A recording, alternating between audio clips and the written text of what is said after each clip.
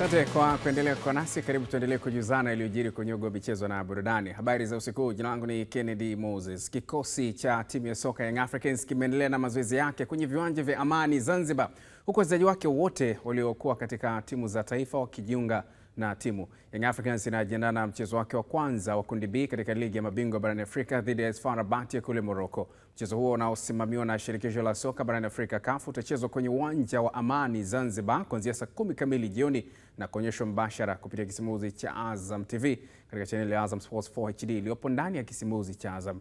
Meneja wa habari na mawasiliano wa klabu hiyo Ali Kamwe amesema tayari kikosi chao kimetimia, kwani wachezaji wake wote waliokuwa katika timu zao za taifa wameshajiunga na timu.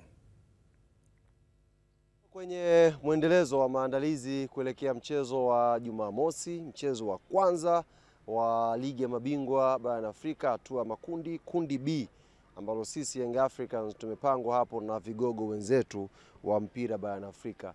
Session ya leo ni session muhimu kwa sababu kikosi chote cha Young Africans kiko hapa. Chote namaanisha wachezaji waliokuwa majukumu ya timu za taifa wote wamerejea. Duke Abuya yuko hapa, Djigui Diarra yuko hapa, Prince Dube yuko hapa na wengine kibao ambao walikwenda kwenye national team wamerudi kwa ajili ya maandalizi.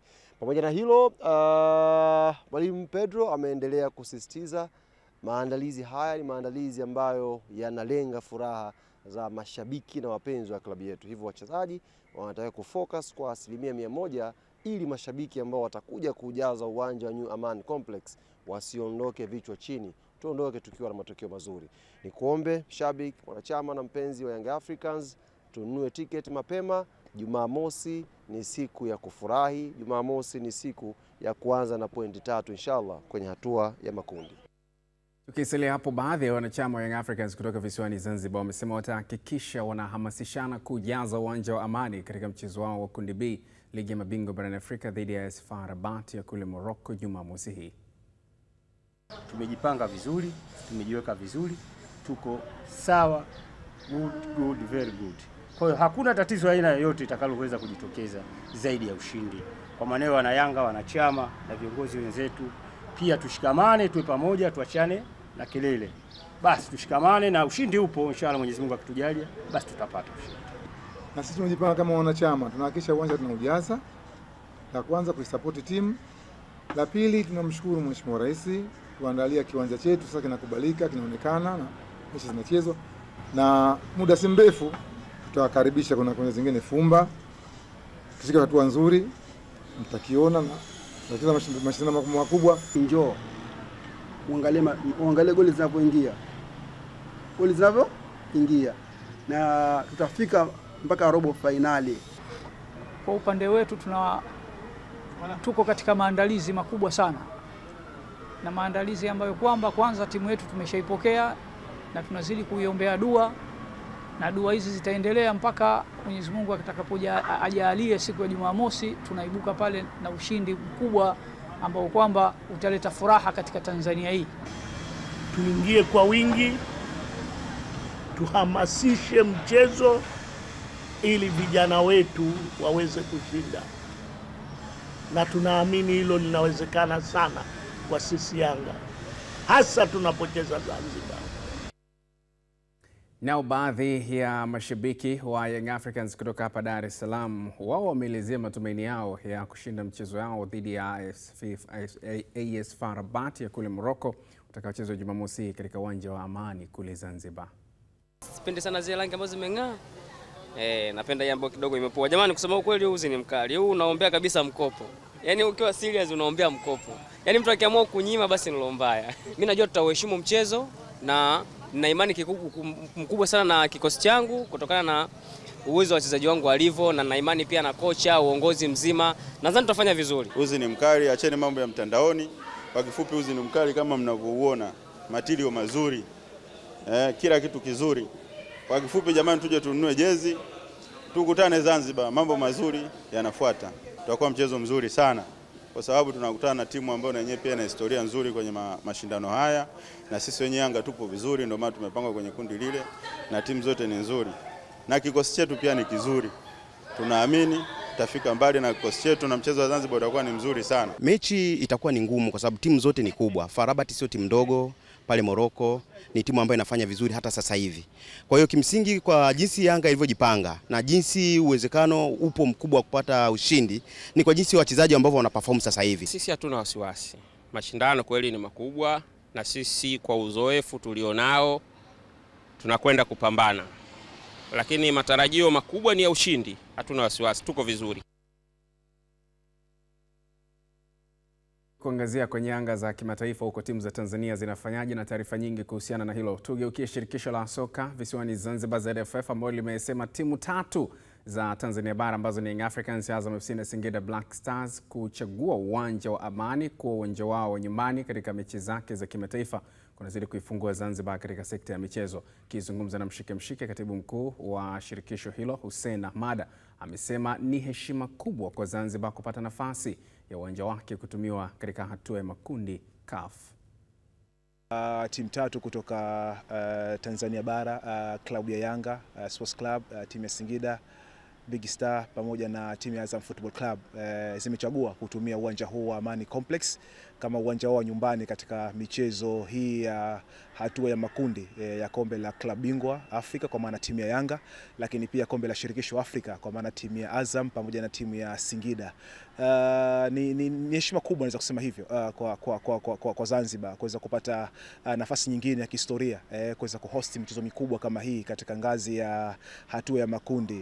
Sidhani na ndivyo ilivyo, Zanzibar haijawahi kuhost michezo ya hatua ya makundi. Sawa, mchezo wa nusu finali wa kombe la shirikisho Afrika uliwahi kuchezwa hapa, klabu ya Simba ilivozana timu ya Stellenbosch, lakini pia mchezo wa finali wa kombe la shirikisho klabu ya Simba ilivyocheza msimu uliopita hapa katika uwanja wa Amani, lakini hatua ya makundi haijawahi kuwa nafasi kwa Zanzibar. Kwa hiyo nafasi hii ilivyotokezea kwa klabu ya Yanga, Azam pamoja na Singida kuweza kututaarifu kama ZFF maamuzi yao ya kuamua kuja kutumia uwanja wa Amani kuja Zanzibar. Sisi kama ZFF hatukuweza kuwa na labda machaguo ya ziada zaidi ya chaguo moja tu la kuweza kuridhia na kukubali kwamba vilabu hivi vitatu vya Tanzania hapa kuweza kuja kucheza katika uwanja huu wa Amani kwa sababu ya fursa mbalimbali ambazo tunaamini zitakwenda kupatikana kwa vilabu hivi kuja kucheza hapa. Naam, tumeona hapo tunatazama kuhusiana na timu 4 kutoka Tanzania ambazo zimefuzu kushiriki hatua ya makundi michuano ya CAF barani Afrika, kombe la shirikisho timu 2 na ligi mabingwa timu 2, na tumeona taarifa za hapo. Muda huu nizungumza na Endo Kinga Mkono, mchambuzi wa masuala ya soka, kuweza kusikia kutoka kwake. Endo, karibu. Asante. Mambo yanaenda? Tunashukuru Mungu. Au sio? Bwana, ratiba ni kama ambavyo unaona, kila mmoja sasa amejiandaa. Young Africans wameshafika visiwani Zanzibar, wanajiandaa kuelekea mchezo wa kesho kutwa tu hapo. Wana kesho tu basi, kiacha kitoa kesho manake shughuli inakuwa imekaribia kwa kiasi kikubwa. So far mpaka sasa hivi maandalizi yaliyofanyika, ukigusia pia na taarifa hizo ambazo tumezitazama hapo, nini unakiona kuhusiana na utayari wa Young Africans kuelekea mchezo huo? Naiona Yanga ikiwa na kibarua kigumu. Haki huo ni ukweli ambao lazima usemwe. Kwamba Yanga ina kibarua kigumu na ina wajibu wa kufanya. Hasa kutokana na wapinzani wao, kama ni moja ya timu bora na ni mabingwa kwenye ligi namba 2 kwa ubora dunia na Afrika. Kwa hiyo Yanga wana mtihani mkubwa kuhakikisha kwamba na wao Tanzania ligi namba 4 kwa ubora. Kwa hiyo waonyeshe kitu cha ziada. Na hasa nataka kuona Yanga ya Pedro ikijaribu kuwazuia Esfa katikati ya uwanja, kwa sababu unaonekana wenyewe wako bora sana katikati ya uwanja.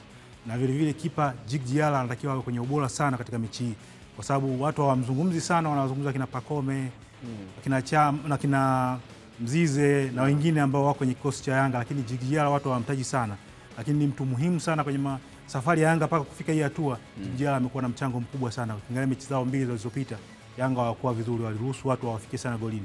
Kwa hiyo namhitaji Djigui Diarra kesho kutwa awe kwenye ubora kiasi ambacho kwamba Yanga wapate kile hasa wanachokitoka kutoka kwake. Kwa hiyo ni hatua kubwa, mechi ngumu na inawahitaji washambuliaji warudi kwenye ubora wao. Umeanza kusema ni mechi ngumu hapo mwanzoni. Esfa, kwa nini uligusia huko moja kwa moja? Ni kwa sababu nimewaangalia wanavyocheza. Ni timu ambayo inacheza kwa kushambulia na kocha wao ana rekodi nzuri kwenye mashindano ya Afrika. Alifikisha Petro Rwanda kwenye nusu finali ya Champions League msimu uliopita, na Esfa amefika robo finali. Kwa hiyo unamuona ni kocha ambaye anajua namna ya kucheza mechi zake za ugenini, namna ya kucheza mechi zake za nyumbani na kuhakikisha timu yake inafanya vizuri. Kwa hiyo ni moja ya timu bora sana kwenye mashindano kwa sasa Afrika. Kwa hiyo nadhani ni timu ya kutazamwa. Kwa hiyo kutokana na hasa na mpira wa Morocco, ukiangalia timu zote za Morocco zilizokuja Tanzania ziliondoka na ushindi kwa kabuli. Raja Casablanca alimfunga Simba hapa 3. Nakumbuka nani Belouizdad naye alishinda, umeona. Na unakuja kwa hawa msimu uliopita Berkane walifunga Simba. Kwa hiyo unaona ni kwamba timu za Morocco nazo zinafanya vizuri kutokana na ubora wao uwanjani na zinapata matokeo wakiwa uwanjani. Kwa hiyo ndio naiona Yanga mtiano hasa kwa kiwango chao walichoonyesha kwenye msimu huu. Wamefuzu, wameshinda mechi zao zote, lakini bado walikuwa kama kuna ulegevu fulani ambao sio ile timu ambayo inakupa morali kwamba hii timu sasa imeiva, ina muunganiko bora wa kila mchezaji kuhakikisha kwamba inapata matokeo mazuri. Hiyo ndio maana naona mechi hii kwao inakuwa ni kipimo sahihi sana kwao kuona kama kweli wanataka kupata kitu cha ziada kwenye mashindano au kwa sababu lengo lilikuwa ni kufika makundi. Basi kwa hiyo tunaweza kusema hapa tumetosha, lakini naamini Yanga wanahitaji jambo kubwa zaidi ya kumaliza kwenye makundi tu.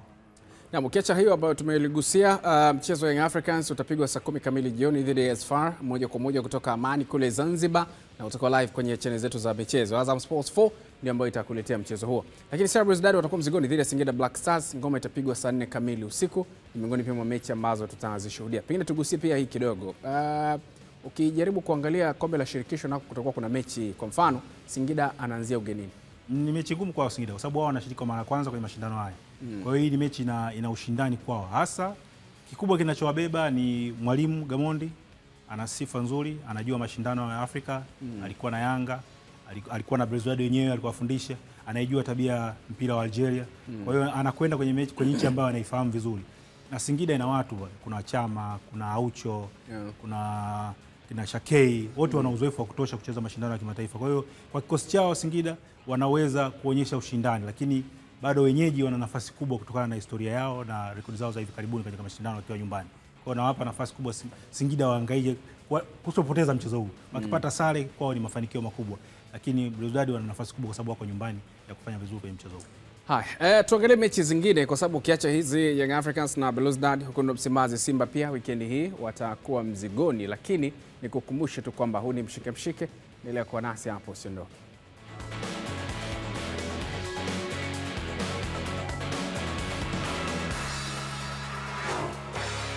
Asante kwa kuendelea kwa nasi. Tumevuta pumzi kidogo, tumerelax, tunaendelea. Tuko tunajaribu kuzungumzia hapa namna ambavyo kila mmoja atakuwa mzigoni kwa wakati wake.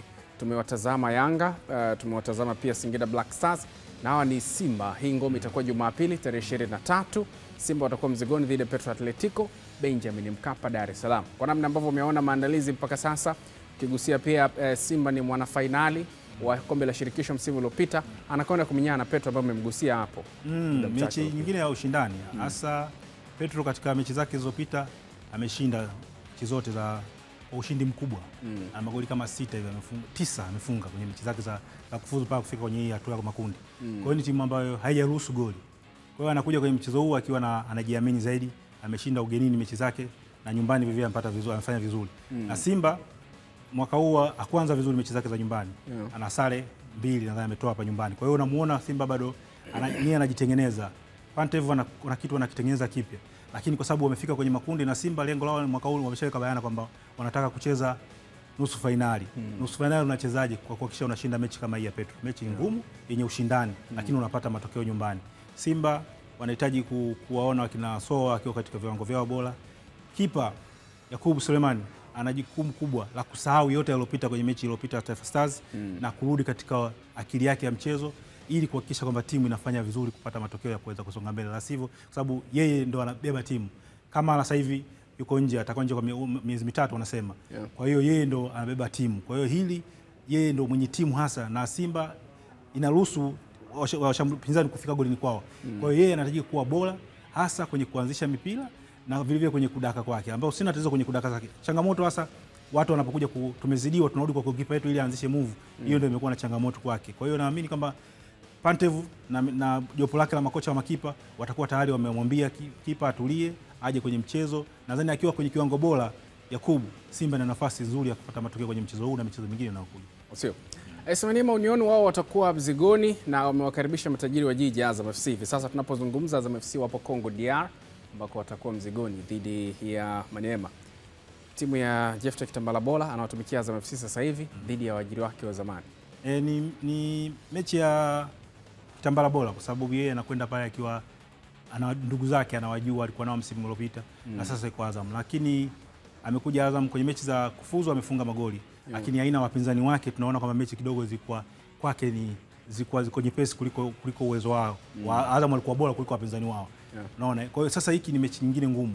Na Azam kwenye ligi mechi 2 wametoa sare, wameruhusu magoli, kiasi ambacho inamfanya Ibenge aje na mpango mpya kwenye mechi kama hii, kwa sababu mechi zidi ya JKT, mechi zidi ya Namungo, unaona kabisa Azam kuna wakati wanapotea, wanafunga goli lakini hawawezi kulilinda na wanapotea mchezoni. Kwa hiyo hii ni jambo ambalo wanapaswa kulibadilisha na wanapaswa kuja kwenye mchezo kweli, kwa sababu yeye Ibenge anakwenda pale Kongo anawajua. Hawa Maniema msimu uliopita walifanya vizuri kwenye makundi. Kwa hiyo nadhani wana jambo jingine la kuwaonyesha na Azam wanataka kudhibitisha ubora kwa kufanya vizuri kwenye hatua hii. Haya, hebu tuangalie kile ambacho umetuandikia kupitia kurasa zetu za mitandao ya kijamii. Swali lilikuwa lina hoja ama kutaka kufahamu kutoka kwako kuhusiana na mambo yalivyo mpaka sasa na timu zetu zinachokifanya. Swali lilikuwa linauliza Yanga, Simba, Azam na Singida Black Stars kucheza mechi za kwanza hatua ya makundi CAF. Je, nini kifanyike ili timu hizi zifanye vizuri? Swali muuliza hivyo, tuangalie kile pia ambacho umetuandikia kupitia kurasa zetu, tukianza na ukurasa wa Instagram Azam TV Sports. Anaitwa Abdalla Mrutu, yeye anasema uongozi, benchi la ufundi na wachezaji wanatakiwa kuwa kitu kimoja. Kocha apange wachezaji kwa kutegemea viwango vyao na sio mazoea ama upendeleo. Wachezaji watakaocheza wanatakiwa kujituma kuipambania timu na kuhakikishia ushindi wa aina yoyote upatikane. Ni maoni yake. Lakini Felista Petro anasema wanaoanzia nyumbani kwa maana ya Simba na Yanga, mashabiki wajaze viwanja kwa 100% kwa upande wa wachezaji na benchi la ufundi wafanye kazi yao kikamilifu, kwani Azam FC anasema kwa Azam FC na Singida Black Stars wanapaswa kutambua kwamba Tanzania tunawaombea na tunawatazama wapambane angalau wapate sare. Lakini Ben Junior anajitaifa anasema kushinda mchezo wa kwanza ni muhimu katika mashindano haya, hivyo timu zote zinapaswa kulijua hili na kufanya maandalizi ya uhakika ili kupata alama 3 muhimu. Mwanzo wa mbio ndio huonesha umaliziaji wake. Amemaliza hivyo. Lakini pia tuangalie maoni yako uliotuandikia kwenye ukurasa wetu wa Facebook sasa baada ya kutazama Instagram kupitia Azam TV Sports. Tuangalie kile pia ambacho umetuandikia kupitia ukurasa wetu wa Facebook. Chata Black Tanzania anajitaifa anasema ni kujituma tu na kupambana zaidi, ingawa zipo timu ambazo kwa kufika hatua hii tu wameshatimiza malengo yao, ila cha kufanya sasa, hata kama wameshatimiza malengo yao, wajitahidi kujiwekea historia nzuri kwenye hatua hii, wasigeuke kuwa vibonde, ila wahakikishe wanapambana sana na sio kinyonge. Isa Habibu anasema wachezaji wao kama wao waende kujituma uwanjani, wahakikishe pointi 3 zinabaki nyumbani, ila kwa Azam na Singida huko ugenini wacheze kwa kulinda lango lao. Kama nafasi zikitokea watumie vizuri, na hata kama watashindwa kabisa wasiruhusu magoli mengi. Lakini Ezekiel Musa kutoka Mwaukwaya Bariadi Simiyu anasema kwanza kabisa tutoe utimu bali tufuate utaifa. Kwa michezo ya nyumbani twende wote kwa pamoja tukazisapoti timu zetu. Ni maoni yao hayo kupitia ukurasa wa Facebook na wamemaliza hivyo. Umeng'amua chochote kwenye ukurasa zetu mbili hizo?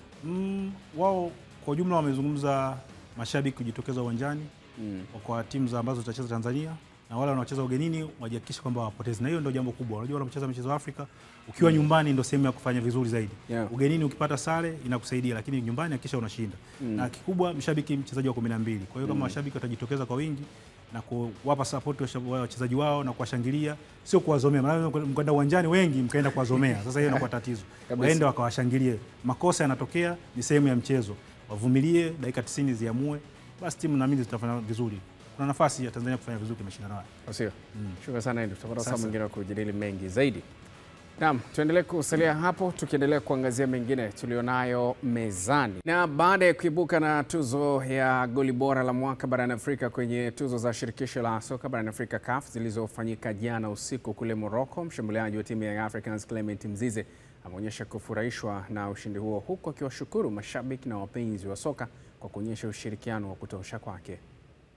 Kwanza namshukuru Mwenyezi Mungu kwa kupata tuzo hiyo. Kiukweli si kitu kidogo ambacho nimepata, ni kitu kikubwa ambacho kinaongeza kitu kwenye karia yangu ya football. Nawashukuru sana wa Tanzania kiukweli wamefanya kitu kikubwa sana sana sana. Naamini bila wao tusingeweza maybe kufanikiwa. Wamefanya kitu kikubwa, wamepiga kula kwa wingi. Yani ni watu wengi walikuwa wananiambia bwana nishapiga kula, wananitumia. Kwa hiyo wamefanya kitu kikubwa sana, na washukuru sana. Kiukweli waendelee na moyo huo kwangu, kwa watu wengine pia baadaye itakapotokea. Wasichoke, sisi ni vijana wao, waendelee kutupambania kama hivi wamepambana na tuzo imekuja nyumbani, na washukuru sana. Naamini wapo wachezaji wengi wenye vipaji ambao bado hawajaonekana kwenye tasnia ya football. Na washauri mimi kama kijana mwenzao waendelee kupambana, wasiweze kukata tamaa, kwa sababu mafanikio yoyote yanakuja kwa mtu ambaye hakati tamaa. Kwa hiyo ukikata tamaa unakuwa kama umejifelisha. Lakini ukipambana, ukiamini ipo siku nitaweza kuwa kama fulani, au mimi naweza kufikia malengo fulani, basi Mwenyezi Mungu anaweza kukubariki na kufikia malengo hayo. Katika hatua nyingine, Mzize ameelezea sababu za yeye kushindwa kuhudhuria usiku wa kihistoria wa tuzo za shirikisho la soka barani Afrika CAF, kubwa likiwa ni majeraha ambayo yanamzuia kusafiri umbali mrefu. Kwanza kitu ambacho hakijanifanya kimefanya nisiende ni majeraha, na kila mtu anafahamu mimi sasa hivi niko katika majeraha. Na taarifa imekuja Yanga African wakanitafuta, wakaniambia unatakiwa kufika Morocco kwa ajili ya tuzo. Mimi binafsi nikawajibu kuwa mimi siwezi kuambia kitu chochote. Kwa hiyo nikatafuta daktari alishauri hautakiwi kusafiri umbali mrefu kiasi hicho, sababu Morocco ni mbali na bidi upande ndege takriban 2 yani mpaka kufika. Kwa hiyo akasema ni sehemu ndefu na jeraha ulilonalo hautakiwi kusafiri umbali huo mrefu. Lakini Yanga wenyewe walingangania unatakiwa kwenda katika hizi tuzo, kwa sababu ni kitu ambacho ni kizuri na unaonesha picha nzuri kwenye karia yako, pia unapata ukumbusho mzuri. Ningekutana na watu tofauti ambao sijawahi hata kuwaona.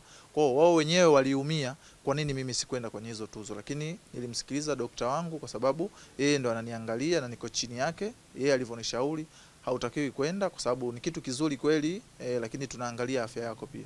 Yanga nao walinishauri kwa nini uende, kwa sababu hizi ni tuzo na wewe ni mara yako ya kwanza, ulitakiwa kufika katika hizi tuzo, na hata Engineer Hersi yupo Morocco na alinipigia unatakiwa kufika kwenye hizi tuzo. Lakini na yeye aliwasiliana na daktari wangu na kujulishwa kuwa huyu mtu kwa sasa hivi hatakiwi kusafiri umbali mrefu kiasi hicho. Kwa hiyo hizi rumors zinakuja, klabu yangu sijui zimekataa mimi kwenda. Yanga wenyewe ndio walikuwa kipaumbele ya mimi kwenda. Yaani walitaka kunipa support ya mtu ili tu niweze kufika kwenye hizo tuzo, lakini daktari alishauri akasema hapana. Yaani ingekuwa sio daktari kusema hautakiwi kusafiri umbali mrefu, basi mimi mwenyewe ningekuwa pale kwenye zile tuzo. Lakini yote kwa yote tuseme ni ishara Mwenyezi Mungu hakupanga mimi niwepo. Naamini kwa wakati mwingine Mwenyezi Mungu anaweza akajalia na nikawepo kwenye tuzo hizo. Tukisalia hapo, meneja wa habari na mawasiliano wa klabu ya Young Africans Ali Kamwe amesema anajivunia tuzo ya goli bora aliyopata mshambuliaji wake Clement Mzize. Tumekuwa wenye furaha kubwa baada ya jana mchezaji wetu Clement Mzize kupokea tuzo ya goli bora la mwaka, na ni tuzo ambayo mmeshuhudia kupitia page za Young Africa namna ambavyo wachezaji, viongozi walikusanyika kwa pamoja kufurahia tuzo hiyo. Tunaandaa utaratibu tukishirikiana na wenzetu wa CAF ambao ni wasimamizi wa mchezo huu. Kama patapatikana nafasi, Mzize aje hapa New Aman Complex akiwa ameshika kile kiatu na kukizungusha kwa mashabiki ambao watakuja hapa, kwa sababu hawa ndio wamemwezesha Clement Mzize kuweza kushinda tuzo hii, kwa sababu kura alizopiga hazikwenda bure. Ni kura ambazo zimesaidia Mzize kuweza kushinda. Hivyo tunapambana, mambo yakishakuwa sawa inshallah tauri hapa Azam TV kuwajuza kwamba Mzize atakuwepo hapa New Aman Complex Jumamosi kwa ajili ya kuja kuonyesha tuzo ile kwa maelfu ya mashabiki wa Yanga watakuwa wameingia hapa New Aman Complex. Lakini kama sisi watu wa Zanzibar kwa Mzize tunamtayarishia zawadi maalumu.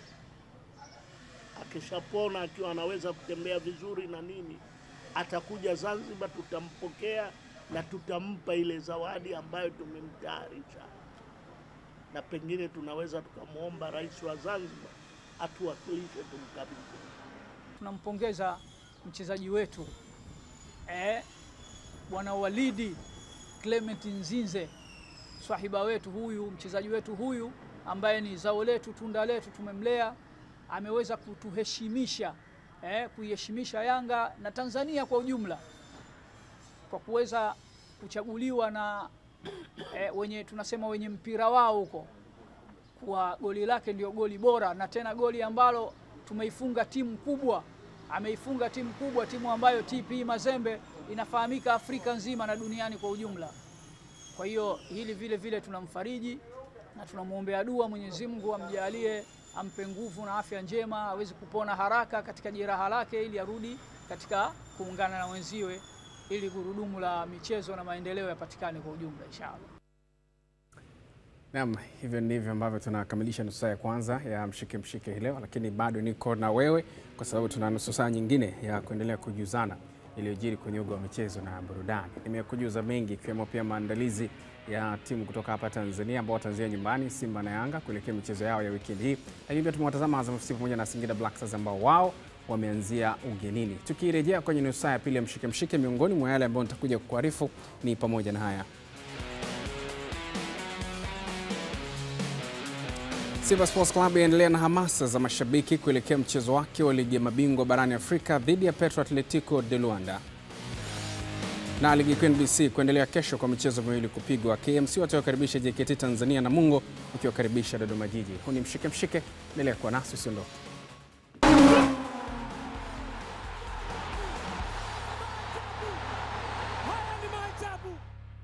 Asante kwa kuendelea kwa nasi. Huu ni mshike mshike. Kikosi cha timu ya Singida Black Stars leo asubuhi kimefanya mazoezi yake katika uwanja wa manispaa ya Belouizdad nchini Algeria kujiandaa na mchezo Jumamosi hatua ya makundi kombe la shirikisho barani Afrika dhidi ya wenyeji wao CR Belouizdad utakaochezwa katika uwanja wa Nelson Mandela. Afisa habari wa timu hiyo Hussein Masanza amesema hali ya kikosi ipo vizuri, ingawa kuna wachezaji wao wapo safarini kujiunga na timu hiyo akiwemo nahodha Khalid Aucho.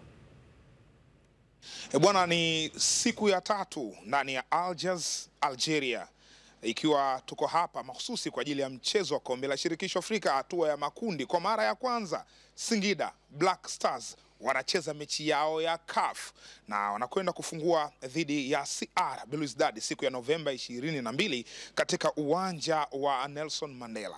Tukiwa hapa bado tuko na viongozi wa Singida Black Stars kwa ajili ya kuendelea kupata updates na kujua kila ambacho kinaendelea. Kwa mara nyingine tena nipo naye afisa habari wa miamba hiyo Hussein Masanza, na tutapata kufahamu kile kinachoendelea kutokea kwenye klabu hii. Mambo vipi Hussein? Salama kabisa. Uko vizuri? Sasa hivi nishazoea. Naona leo sweta una. Sasa hivi nimeshazoea. Sawa. Leo ni siku ya pili ya mazoezi. Mpaka sasa hivi mazingira ya wachezaji kwa maana wanaendelea vipi, masuala yao ya kiafya, kuna changamoto yoyote watu wangependa kufahamu kuhusu maendeleo yao? Kama nilivyoeleza, tumefanya mazoezi tena leo, na kwa mujibu wa ratiba ya leo mazoezi yamefanyika asubuhi na mapema. Wachezaji wote wameweza kushiriki programu hii. Hakuna mchezaji ambaye amebaki kambini labda kutokana na changamoto ya kiafya au mazingira, hali ya hewa. Wote wameamka wakiwa na morali ile ile na nguvu ile ile ya kwenda kufuata kile ambacho mwalimu anakiingiza kwenye timu kuelekea mchezo huu wa Jumamosi. Kwa hiyo naweza nikasema tu kwa ujumla, tunamshukuru Mwenyezi Mungu, kila kitu kinaenda sawa na tunaomba hali iende hivi hivi mpaka Jumamosi. Kiangalia hapa ratiba na siku zilizobaki, tumebakiza leo na kesho tu. Jumamosi tunaenda kuutwanga pale uwanja wa Nelson Mandela. So kila kitu kinaenda vizuri, alhamdulillah, tunamshukuru Mwenyezi Mungu. Kuna baadhi ya wachezaji ilikuwa bado hawajafika kambini. Tuliwazungumza wachezaji watatu, Andrew Piri, tukamzungumza Amaso Basogi golikipa na Khalid Aucho. Mpaka sasa hivi nini kinaendelea kwa nyota hawa? Yes, nyota wetu hawa ambao walikuwa kwenye majukumu ya timu za taifa walichelewa kuungana na timu kwenye safari ile awamu ya kwanza, lakini habari njema na ni watoe hofu mashabiki wa Singida Black Stars. Wachezaji hao wote wako njiani tayari. Amas pamoja na Andrew Piri wamesha anza safari kutokea nyumbani Tanzania na wanakuja hapa. Tunatarajia leo majira ya saa 10:11 hivi jioni watakuwa wameshawasili hapa. Lakini Khalid Aucho halikadhalika naye kuna swala la visa linashughulikiwa, likienda vizuri maana yake ataianza safari mapema usiku wa leo na kesho atakuwa amewasili hapa Algeria. Hatapata muda mwingi wa kutrain, lakini kwa sababu alikuwa kwenye majukumu ya timu za taifa na amekuwa akishiriki program mbalimbali za mwalimu, tunaamini anaweza kwenda kuadapt, na kama mwalimu atamtumia kwenye mchezo basi itakuwa ni maamuzi sasa ya kocha. Tunachofanya uongozi wa club ni kuhakikisha kila mchezaji anakuwepo hapa kulingana na vile ambavyo mahitaji ya mwalimu yalivyo. Kwa jitihada zinaendelea kufanyika kuhakikisha wote wanakuwepo hapa. Tayari wawili wapo kwenye ndege sasa hivi tunavyozungumza, na huyu mmoja jambo lake likikamilika naye ataungana na wenzake hapa kambini Algeria. Nikushukuru sana. Asante sana. Bwana, huyo ni Hussein Masanza, afisa habari wa kikosi cha Singida Black Stars. Ameelezea vingi juu ya kile ambacho kinaendelea kwenye kikosi, lakini pia nyota ambao wako njiani wanakuja. Miongoni mwa nyota hao ni Khalid Aucho, moja ya nyota wenye uzoefu kweli kweli wa michuano hii ya kimataifa, na itakumbukwa msimu 2022-23 alikuwepo hapa na kikosi cha wananchi Young Africans wakicheza fainali ya kombe la shirikisho Afrika na walipata ushindi wa goli 1-0 ingawaje haikutosha. Nimechagiza tu kukuonesha kwa namna gani Khalid Aucho ni mmoja wa wachezaji muhimu katika safari hii. Nikiripoti kutoka hapa Algiers, Algeria, mimi ni Gharib Mzinga, nyuma ya kamera ni Conrad Kashasha. Kwa upande wake mkuu wa msafara wa kikosi hicho cha Singida Black Stars ambaye pia ni mwenyekiti wa chama cha soka mkoa wa Geita, Salum Kulunge, ameelezea mwenendo wa timu ikiwemo usalama ndani ya Algiers. Kulunge amesema msaada mkubwa umetolewa na ubalozi wa Tanzania nchini humo na hakuna fitna zozote ambazo wamekutana nazo mpaka hivi sasa. Katika wakati mwingine na wakati huu nipo na mkuu wa msafara wa kikosi cha Singida Black Stars ambacho kimesafiri na kuingia hapa Algiers kwa ajili ya mchezo wa kombe la shirikisho Afrika. Huyu ni Salum Kulunge ambaye pia ni mwenyekiti wa chama cha mpira wa miguu mkoani Geita. Hapa tunakwenda kufahamu mambo mengi, lakini kubwa zaidi juu ya safari ilivyokuwa mpaka kufika hapa katika siku ya 3 leo hii. Mazingira yako vipi? Mr. Kulunge, habari yako? Jema bwana, hali zaidi. Kheri, habari ya Arja? Arja ni nzuri. Sema duka baridi naona kanaongezeka, lakini tunashukuru Mungu. Sawa. Watanzania wangependa kufahamu kuhusu safari kwa ujumla, lakini tangu tumefika hapa ikiwa ni siku ya 3 leo hii, mazingira yako vipi kwa maana ya kikosi, kama wamepata stake zao zote ambazo wanatakiwa kupewa kutoka katika wapinzani wao, na vitu vya namna hiyo wote wangependa kufahamu kitu gani ambacho kipo mpaka kwa wakati huu. Mimi naweza nashukuru kwa sababu kitu kikubwa cha kwanza ni kwamba timu imekuja yote kwa pamoja, yani cabinet yetu yote tuweza kusafiri kwa pamoja, kwa sababu kuna wakati mwingine inakuwa shida, unakuta kuna kundi linatangulia, lakini imekuwa sio hivyo kwetu sisi. Timu imekamilika, wote tumekuja na wachezaji 27, viongozi pamoja na sisi wengine. Kiukweli hatukuwa na sehemu yoyote ambayo tunasema kwamba ni kikwazo. Tulifika tukakaa Uturuki kwa muda mfupi, lakini baada ya hapo timu iliendelea na safari. Na tulipofika hapa, kitu kikubwa na kizuri ni kwamba tulipokelewa na mheshimiwa balozi. Balozi wetu alitupokea vizuri sana pamoja na cabinet yake. Mambo mengi sana aliyafanya yeye kwa upande wake, na nilikuwa jambo zuri sana kwa sababu hatukukaa sana airport. Na hilo ndo kitu ambacho walimu pamoja na benchi la ufundi huwa ndo kitu linakipenda na linakifurahia. Kwa hiyo walitusaidia kwenye hizo logistics za airport, na mwisho wa siku tumeingia hotelini vizuri kabisa. Kwa hiyo kwa mpaka sasa hivi kwa mujibu wa mwalimu, na sasa hivi tumetoka mazoezini asubuhi, kwa muda wa asubuhi, kikosi chake kiko vizuri, kiko kamili na kuna kompeni yoyote ya majeruhi. Kwa hiyo naamini kabisa jinsi ninavyoona wachezaji na jinsi wanavyoonekana kuitaka mechi kunatupa matumaini sana sisi viongozi. Ukiwa kama mkuu wa msafara kwa hizi siku 3 ambazo tuko hapa, masuala ya kiusalama, unajua tunafahamu mpira wetu wa Kiafrika kuna fitna nyingi. Je, kwenu nyinyi mpaka sasa hivi mna changamoto zozote ambazo mmeziona au mnaona kila kitu kimeenda vizuri? Kiukweli hakuna, na washukuru sana watu wa Algeria. Sijui kwa vilabu vingine wanachokifanya, lakini kwetu sisi kumekuwa na uungwana wa kutosha. Lakini na hii yote ninaweza kusema kwamba imechangiwa vile ukaribu wetu sisi na balozi. Kiukweli lazima tumpe pongezi kubwa na tuishukuru serikali yetu ya Tanzania. Kwa hiyo hili jambo linatufanya sisi tuwe huru. Tumekuwa huru kwa kila sehemu tunaenda kwa pamoja na hakuna complaint. Tumekuwa tukiongea vizuri na watu wa Algeria, na kitu kingine mimi kinachonishangaza tunapata washabiki na wote wanatuambia kabisa kwamba bwana, sisi tunataka tunyie mshinde. Sasa najiuliza wakati mwingine wako kweli au ni mbinu zao kama jinsi walivyo Waarabu, lakini yani mazingira yanafurahisha sana, yanafurahisha na tuko vizuri, inatupa imani. Nimejaribu kuwa nakaa na wachezaji mmoja nikiongea nao kumuona jinsi gani anaifikiria mechi na nini. Kiukweli wanaitaka mechi. Hivyo nawaomba Watanzania tu watuombee sana, kwa sababu hizi ni timu zao. Hii heshima kubwa ya nchi kufikisha timu 4 katika robo finali, hatua za makundi za CAF, sio jambo dogo, sababu tumekuwa tukiliona hizo zikifanywa na hizi nchi za Kiarabu pamoja na nchi za magharibi kiasi fulani, lakini sasa hivi tunaifanya sisi hapa watu wa Afrika Mashariki. Kwa hiyo sio jambo dogo. Tunapaswa tuombeane ili tuhakikishe kwamba tunavuka na hii hatua hapa. Litakuwa jambo kubwa na la heshima sana katika nchi na sisi wenyewe. Bwana, huyo ni Salum Kulunge ambaye pia ni mwenyekiti wa chama cha mpira wa miguu kule Geita. Amezungumza mengi, lakini amegusia hapo pia juu ya kupata mashabiki kwa Singida Black Stars kutokea hapa Algiers, katika hoteli ambayo Singida Black Stars wamefikia. Mimi ni Ghari Mzinga, nyuma ya kamera ni Conrad Kashasha. Kuelekea michezo ya ligi ya mabingwa na kombe la shirikisho barani Afrika wikendi hii, shirikisho la soka Tanzania TFF kupitia afisa habari na mawasiliano wa shirikisho hilo Clifford Mario Ndimbo limezitakia kila laheri timu za Tanzania zinazoshiriki mashindano ambazo ni Simba na Yanga kwa upande wa ligi ya mabingwa Afrika, lakini pia Azam FC na Singida Black Stars ambazo zitacheza kombe la shirikisho barani Afrika. Ndimbo ameomba mashabiki wa timu hizo kuweka pembeni itikadi za klabu zao kwa sababu zote zinawakilisha nchi. TFF tuko tayari kwa ajili ya hatua ya makundi kwenye msimu wa 2025-2026 kwenye mashindano ya CAF. Kwa mara ya kwanza tumeingiza timu 4 katika hatua hii ya makundi, timu 2 kwenye kombe la shirikisho na timu 2 kwenye ligi ya mabingwa. Kwetu ni fahari kubwa kuona kwamba timu zetu zimekuwa zikiendelea kupiga hatua kadri miaka inavyozidi kusogea mbele.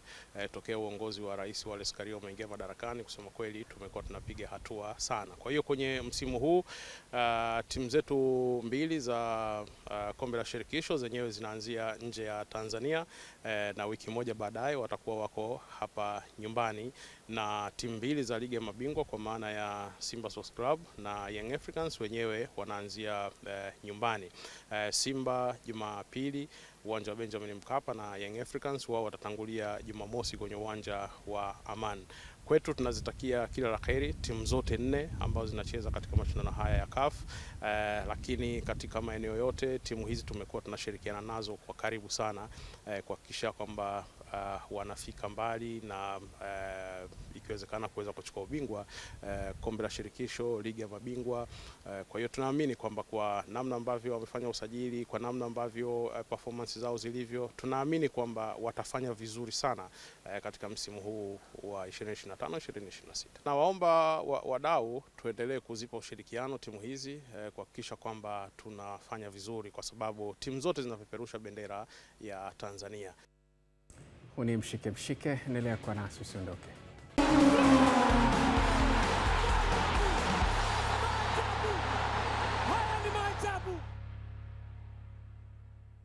Asante kwa kuendelea kwa nasi. Huu ni mshike. Simba Sports Club imeendelea na kasi yake ya hamasa kuelekea mchezo wao mkubwa wa hatua ya makundi ligi ya mabingwa Afrika dhidi ya Petro Atletico ya kule Angola utakaochezwa Jumapili saa 10 jioni katika uwanja wa Benjamin Mkapa.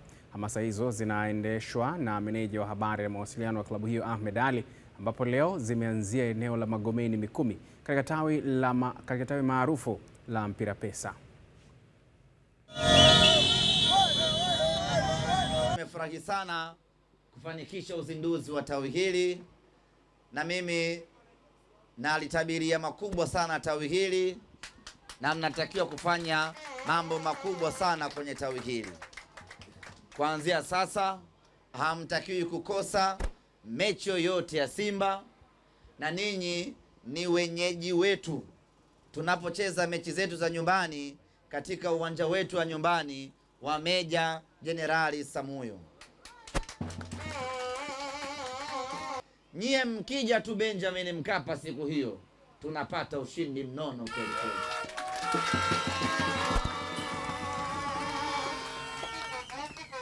Password yetu ya ushindi mnayo nie watu wa Majengo.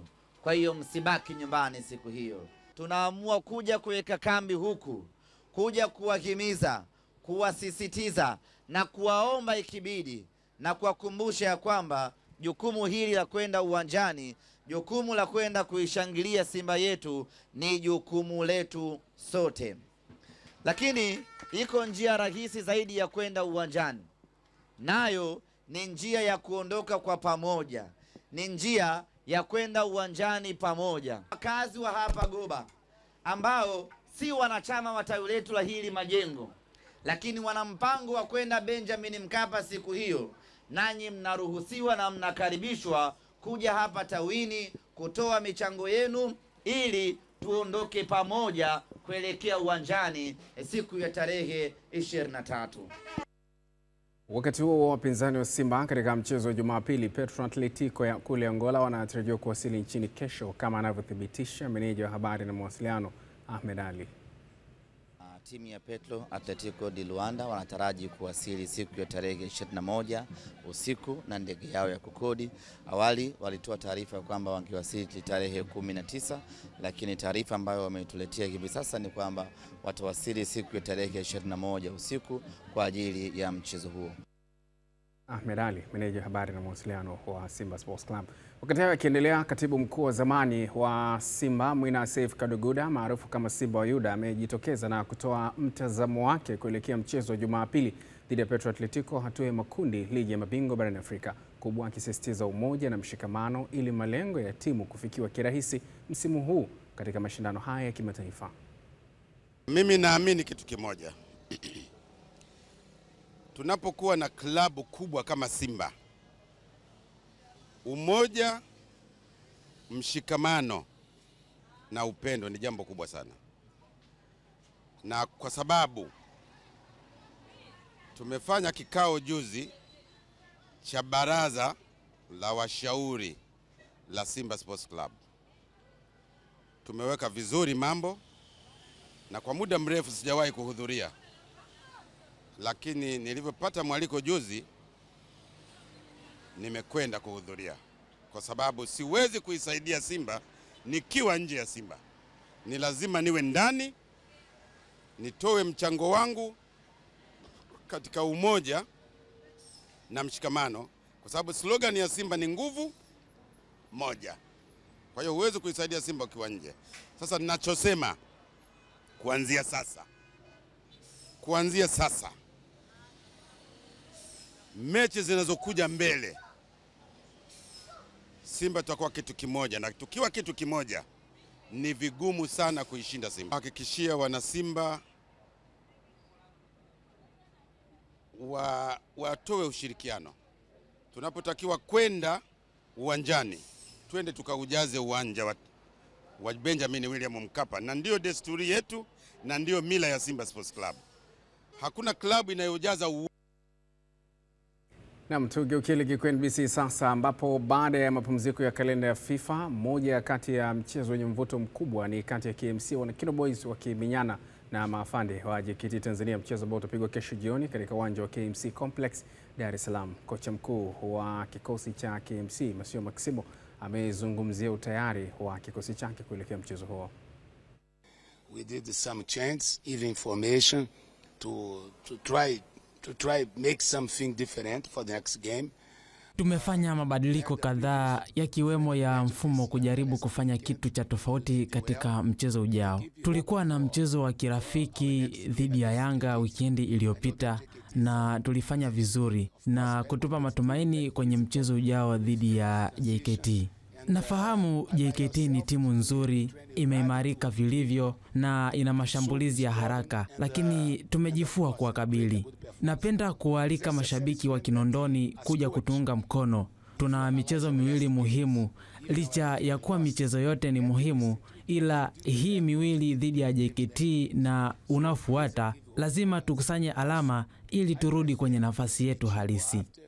You should collect points to back to our real position. Kuelekea mchezo wetu na JKT tumefanya maandalizi vizuri tokea hapo tulipoanza kufanya maandalizi ya mechi hii na mwalimu wetu. Kuna baadhi ya vitu kama alivyosema mwalimu tumevibadilisha kwa wingi. Kwa sisi kama wachezaji tumejiandaa vyema kuhakikisha kwamba timu yetu tunaitoa pale ilipo kuipeleka juu zaidi.